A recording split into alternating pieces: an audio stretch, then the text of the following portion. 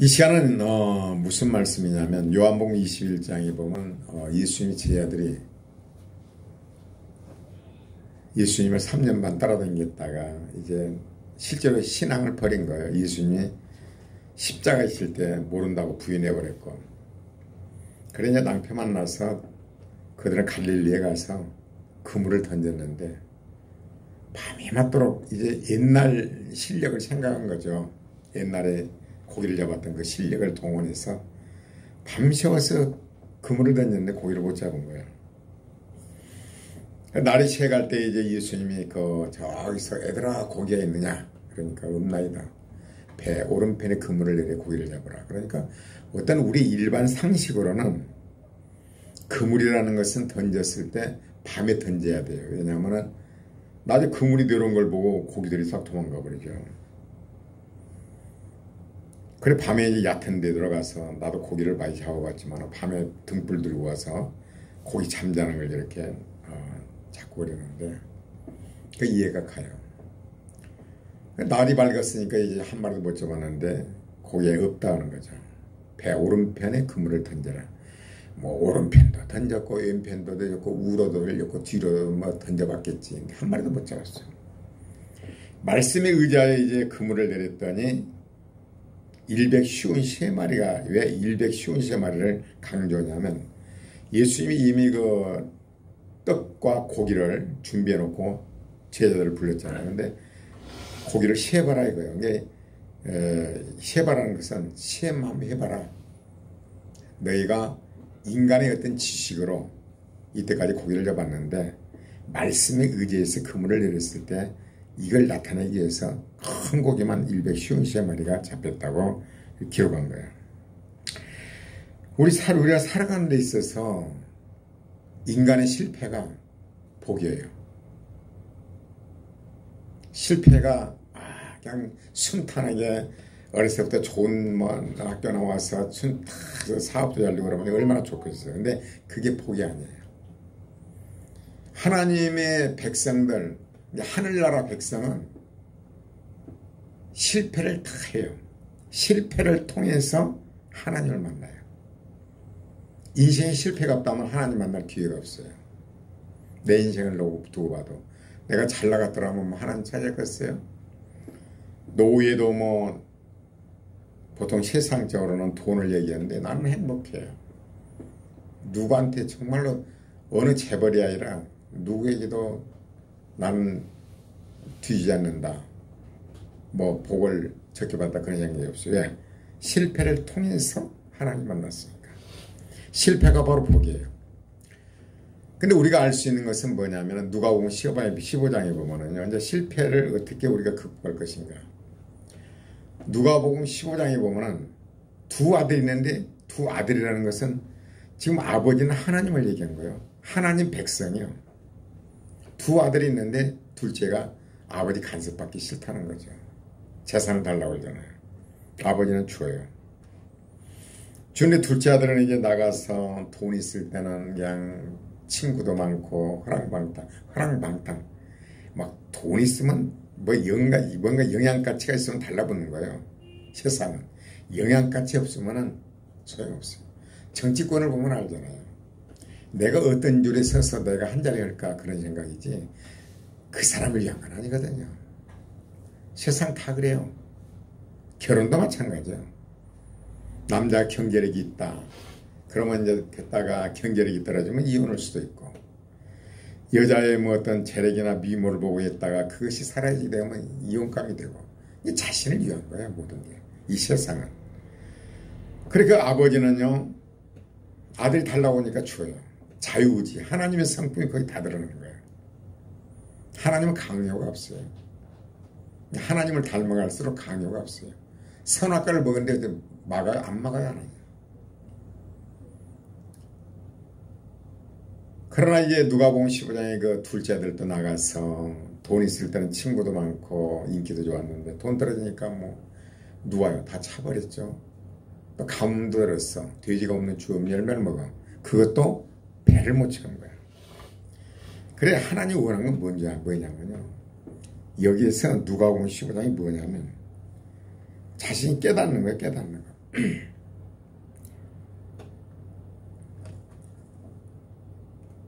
아브라함도요, 딱 불러가지고 너는 본토 친자 아비집을 떠나라. 갔어요. 떠났는데 가서 그 가뭄이 든 거야. 그래 애굽으로 내려가는 거야. 애굽으로 내려가면 안 되거든. 그러나 하나님 안 막아요, 그걸. 애굽으로 내려가는데 그게 안 된 줄 알면서 애굽으로 내려갔는데 결론은 뭐예요? 내려가기 전에, 애굽에 들어가기 전에 자기 아내에게 그러지. 너는 내 동생이고 나는 오빠라고 그러라. 그래야 내가 생명이 사니까. 애굽이 어떤 데라는 걸 알아요. 그러면서 내려가는 거예요. 성경에 안 된 줄 알면 내려가는 거예요. 하나님 안 막아요. 거기에서 아내를 빼앗기고 죽을 뻔한 것을 하나님께서는 이제 아내를 찾아주게 만들고, 하나님 막을 수가 있는데 안 막아요. 여러분과 나의 삶 속에서 하나님 안 막아요. 여러분 엉뚱한 짓 해요? 안 막습니다. 근데 22장에 보면요, 또 아브라함이 또 엉뚱한 짓을 해요. 블레셋 거기 가서 또다시 아내를 자기 여동생이라고 해요. 망신당하고 또 거기서도 하나님 보호함 속에서 이렇게 와요. 그러나 이제 아브라함은 신앙의 완성이 아들을 바치라 할 때 바치잖아요. 하나님께 뭘 원하시느냐? 스스로 깨닫고 돌아오라는 거예요. 강제성을 띠질 않아요. 누가복음 15장이 뭐예요? 둘째 아들이 가만히 생각해 본 거예요. 아버지 집에는 그냥 일꾼들도 음식이 풍부하고 풍족한데 나는 아들로서 그렇게 행복했는데 여기서는 돼지가 먹는 열매도 못 먹는구나. 뭐라고 그래요? 그가 깨닫는 거죠. 제가 돼지 먹는 쥐업 열매로 배를 채우고자 돼 주는 자가 없느니라. 이 스스로 돌이켜. 스스로 돌이켜. 하나님은요, 우리 스스로 돌이키기를 원해요. 부모와 자식 간에도 강요한다고 됩니까? 안 되더라고. 스스로 깨달아야 돼요. 자녀를 키울 때 강요 안 돼요. 일단 그 힘에 의해서 내가 경제력이 없기 때문에 어렸을 땐 순종을 좀 오는데 안 해요. 스스로 마음에 돌이켜야 돼요. 아, 이러면 안 되는구나. 뭐 담배 피지 말라고 그래 안 피나요? 스스로 돌이켜. 스스로 돌이켜야 돼요.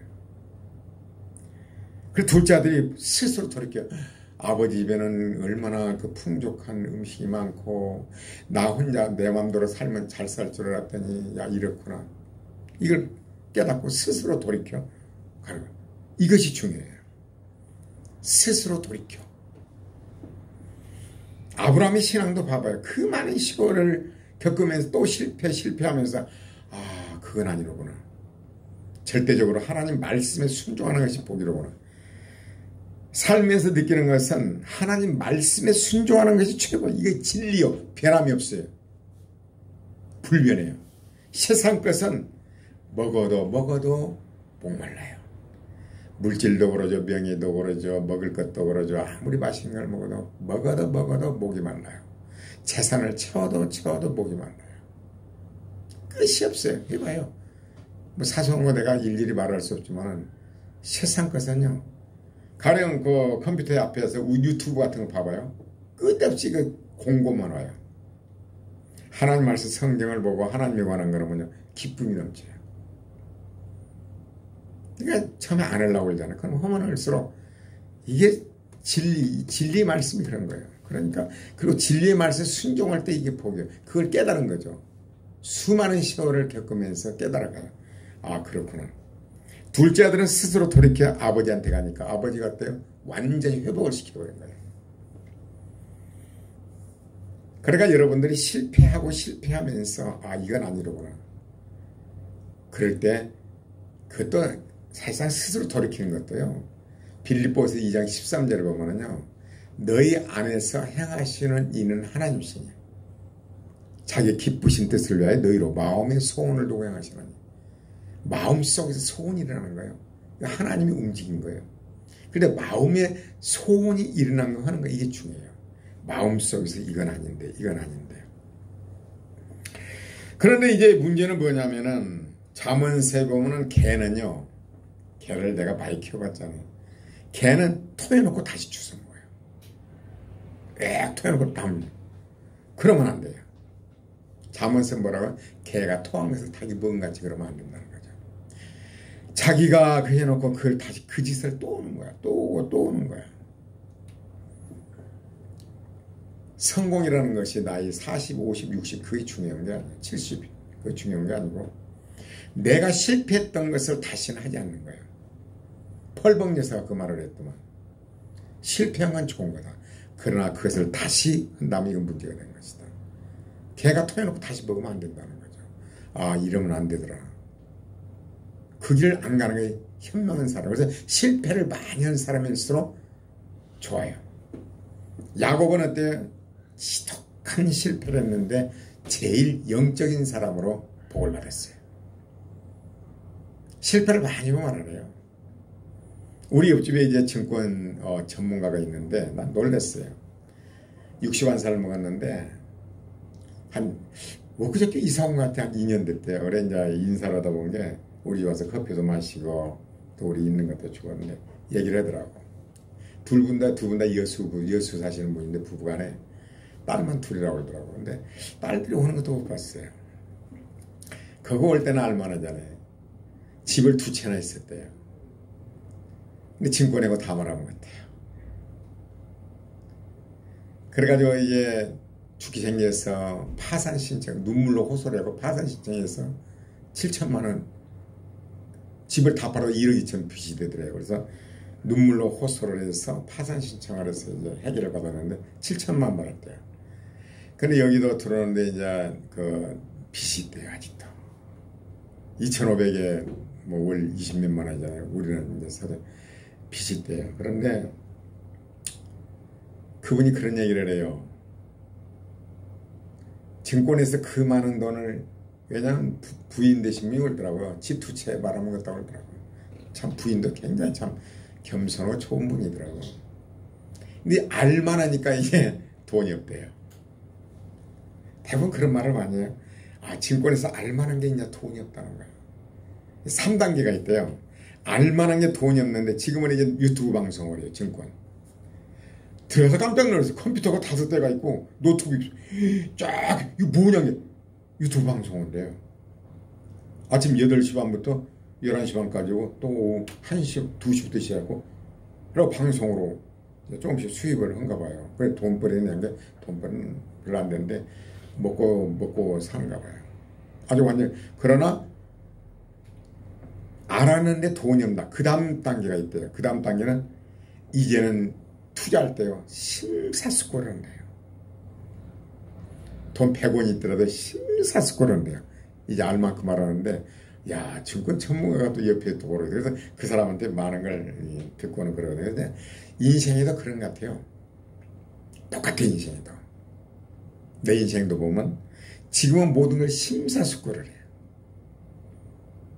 제대로 빚을 사놨는데 아직도 빚은 뭐 은행빚 저도 괜찮지 않냐 그 얘기를 하더라고요. 그래서 아이고 아직도 안 되면 빚이란 게 얼마나 무서운 건데 성경 빚지지 말라고 그랬잖아요. 그러면 증권에 대해 이제 이런 얘기를 해요. 증권이 나쁜 건 아닙니다. 나쁜 건 아니라고. 그건 투자라고. 그 회사의 하나의 주주로 투자잖아. 근데 문제는 뭐냐면 탐심으로만 이게 큰일 나요. 성경의 탐심은 우상숭배예요. 우상숭배죄는 하나님이 무겁게 달아요. 하나님보다 위에 있는 것이 우상숭배예요. 탐심으로 증권하면 큰일 나는 거예요. 성경이 이까지 있어. 망해요. 그러니까 탐심이 아니라 내가 주주로서 이런 투자하는 마음으로 은행빚을 갖고는 안 돼요. 안 된대요. 자기 순수한 돈으로 그거 없어 살고 거기서 돈 빼갖고 생활하고 그러면 안 돼요. 그래 어떤 사람은 이제 말 들어보니까 한 주를 샀대요. 돈 벌어서 또 2주를 사고 3주를 사고 1000주가 됐다고 그래요. 그런 얘기를 하면서 이제 기본 상식을 얘기하더라고요. 근데 분명한 것은 이제 그 생각해 봤는데 탐심은 우상숭배예요. 무언가를 이렇게 투기를 목적으로만 하나님이 안 기뻐요. 하나님 물론 하나님 백성 아닌 사람은 가능할지 모르는데 하나님 백성 절대 용납이 안 돼요. 우상숭배죄에 해당돼요. 빚이 하나도 없고 여윳돈이 좀 있으면은 그거 조금씩 하는 건 어쩔지 몰라요. 그래서 아니 그 변명을 하더라고. 증권이 나쁜 거 아니 나쁜 건 아니라 그 주주거든요. 주식을 상장할 때 그 주주거든. 그건 아니라고 그런 얘기를 합니다. 인생사례도 보면요. 내 인생도 그래요. 지금은 어때요? 그 양반이 그 유튜브 방송을 하듯이 심사숙고해 모두가 하나하나를 정말 하나하나를 심사숙고를 해요. 왜냐하면 자녀들에게 피해도 주지 말아야 되고 내가 없더라도 우리 아내는 이렇게 노후대책이 돼야 되고 모든 거 하나하나를 인생살이 심사숙고 이것은 참 예수님이 얼마냐면 성경에 입각해서 살면 돼요. 안 살아 그것은 실패를 많이 하면서 이러면 안 되는 거를 깨달아요. 내가 아주 고집병이 보이냐면 화를 내고 예배에서 이 말이 나와요. 분을 내어도 죄를 짓지 말며 해가 지도록 분을 품지 말라. 예배 4장에 보면 화를 낼 수가 있어요. 예수님도 화를 내요. 해가 지기 전에 빨리 풀으라는 거죠. 그걸 품지 않으면 범죄로더라 그래요. 복수를 하고 그러고 미워하게 되고 미워하는 살인자가 돼요.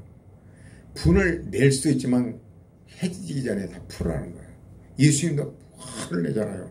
이 사탄이 새끼들하고 막 엎으잖아요. 분을 내도 해가 지도록 분을 품지 말아야 돼. 분을 품어가지고 모시같이 두드려버리면 가난 못 들어가잖아요. 분을 품어도 죄를 짓지 말아야 돼요. 내가 그런 것을 실제 삶 속에서 지금도 싸움을 하고 있고 그래. 지금도 그래요. 인간적인 생각을 할 것이냐 성경을 따를 것이냐. 인간적인 생각으로 한다면 육신에 속한 거예요. 육신을 쫓는 거예요. 성령을 따른다. 우리 자녀들이지만은 또 인간적으로 할 것이냐 말씀에 입각한 것이냐. 내가 말씀에 입각해서 말씀을 전하고 성령이 역사해 주옵소서. 그래 내가 인간적으로 강요를 한다면 이것도 육신의 생각이야. 하나님 안 기뻐요. 이제 어떤 스승이 있었는데 스승님 어떻게 해야 이 어둠의 세력이 이 세상이 얼마나 참 세상 악하거든. 갈수록 더 악해져요. 어떻게 해야 이 세상을 용을 벌어야 될까요? 근데 스승이 하는 얘기가 저감 건물이 하나 있다. 깜깜한 밤에 깜깜해. 너 가서 악을 써봐라. 어둠아 물러가라 하고 악을 써봐라. 제자들이 가서 막 물러가라고. 어둠이 물러가나요? 스승한테 왔어요. 스승이 뭐라고 하냐면 어둠이 물러가더냐? 아니요. 아무리 떠해도 안 물러가대요. 그래? 그럼 다른 방법을 써봐야지. 다음에 말하더니 너희들이 가서 폭력을 이들어봐라. 유리창을 때려 부시고 막 누구를 두드려 부시고 폭력을 한번 해봐라. 가서 폭력을 했더니 어둠이 물러가나요? 안 물러가죠. 그래 이제 돌아왔어요. 스승이 안 물러가던데 그래? 그러냐? 그럼 다음에 너희들은 이제 어떻게 할 것이냐? 각자 촛불을 하나씩 가져라. 촛불을 가지고 와서 밝혀라. 한 사람 한 사람 촛불을 가지고 가니까 건물이 환한 거야. 그렇다. 이 세상이 아무리 어둡다 해도 가정이 어둡다 해도 네가 촛불을 밝혀라. 한 사람 한 사람이 말씀에 입각해서 성령의 빛, 말하자면 빛을 발하는 거예요. 사랑의 빛을 발하는 거예요. 그럼 어때 환해진 거예요.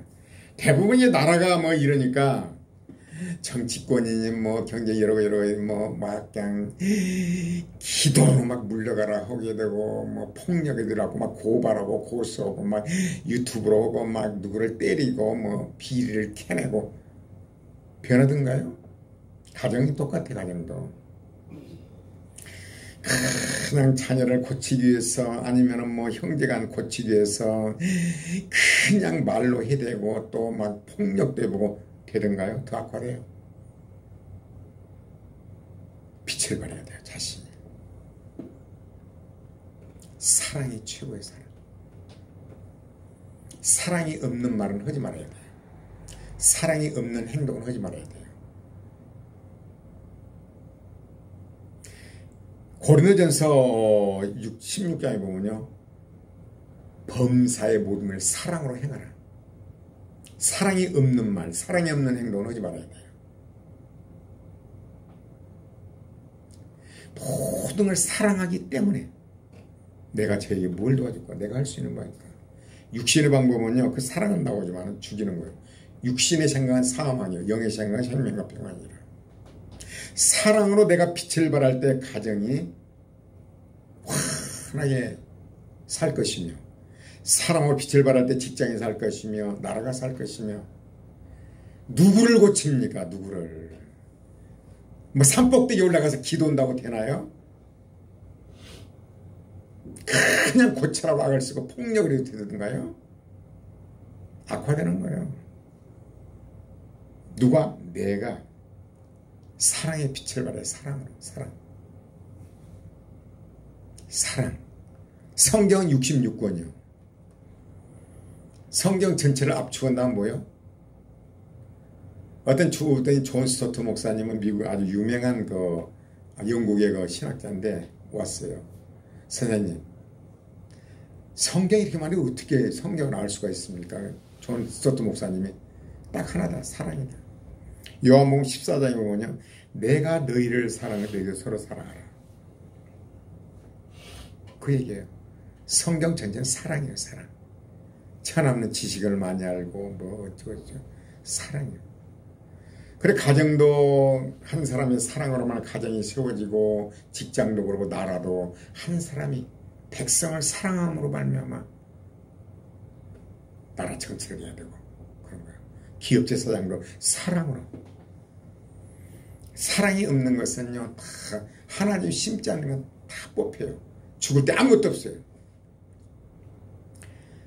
그래 김영석 교수가 지금 이제 103살이잖아요. 뭐라고 썼어요? 인생의 전성기는 65에서 75세더라. 그분에게 85세면 아이고 좋은 때네. 그리고 내 옆에 그 61살 보러 야 좋은 때입니다. 61살. 야 나도 노인인데 우리 야 좋은 때다. 나는 70 안 하는데 좋은 때다. 이러면 인생이 뭐 내 나이가요? 아이고 70, 80. 커넬 샌더슨이라는 사람은 79세에 딱 어느 체인점에 치킨 딱 들어가게 했잖아요. 그 노열티로 그 비법 가르쳐주고 KFC 79, 69세에 하는 것마다 안 된 사람이었어. 그러나 그로부터 시작해서 전 세계에 14개 체인점을 가지는 사람이 됐어요. 내가 이 세에 끝났다가 아니라 내 인생의 실패작들이 앞으로 나에게 보게 되는 거예요. 다시 그 길을 가면 안 가는데 바보들은 이제 그 길을 또 가는 거예요. 그 길을 안 가면 되는 거예요. 그 실패를 많을수록 나는 지혜가 생겨요. 아 그래 다 알지. 그래 알지. 실패는 성공의 어머니예요. 막 잘 나가던데요. 잘 나간 거 별 볼 일 없습니다. 사우랑 돼요. 사우랑 그때 처음부터 잘 나간 게 결국은 자살로 죽잖아요. 그러나 하나님 쓴 사람들 모세를 비롯해 모두가 봐봐요. 얼마나 고난을 겪어서 훈련을 겪어서 하나님의 사람 되는 것인가. 그래 나는 소망이 있어 솔직히. 그 실패가 바로 지혜가 쌓이고 그 길을 안 가는 거야 이제. 지나간 추억 보면 너무나도 그 잘못한 거 너무나 많이 너무나. 내가 너무나 잘못한 것밖에 생각 안 나요. 그러나 그 잘못은 다시는 그 길을 가지 말는 거죠. 그래서 사랑으로 하자는 것은 말할 필요도 없고 행동으로 사랑으로 하자는 건 입을 다물어야 돼요. 정말 내가 저를 사랑해서 하는 것인가. 그게 참 중요해요.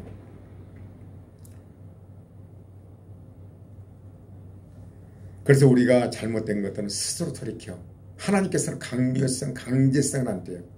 스스로 돌이키기를 바라요. 나도 여러분들에게 스스로 돌이키기를 바라요. 내가 강요한다고 됩니까? 안 돼요. 하나님의 성령이 스스로 돌이킬 때 완벽해요. 다시는 그 길을 강요한다고 안 돼요. 하나님은 강요가 없어요.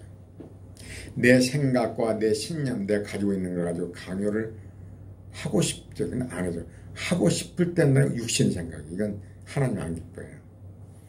얼마나 나이가 먹으니까 아는 것이 많아져요. 아는 거 엄청납니다. 진짜 아는 거 엄청나요. 그러나 물어보기엔 말 잘 안 하잖아요. 가장 감사한 것이, 야, 우리 삼남매가 예수 믿는 교회 가서 예배드리면 난 희망이 생기고, 앞으로 하나님 무슨 일을 하시려나, 이놈들에게 어떤 은혜를 줘서 어떻게 하나님 쓰시려나. 하나님 앞에 여호와를 기뻐하게 하면 네 마음의 소원을 이루어주시라. 그리고 시냇가에 심겨진 나무요, 비가 와도 가뭄이 와도 잎이 청청하고 시절을 쫓아 과실을 맺어요. 때를 따라서. 하나님 심지 않은 것은 100% 다 뽑혀요. 아무 소용이 없어요. 죽을 때 아무것도 없어요. 다 뽑힌 나라가 아무것도 없어요. 하나님의 성령을 따라 행동할 때 이것이 진정한 복이 되는 거예요. 그래서 이 시간 꼭 하고 싶은 요청이 뭐예요?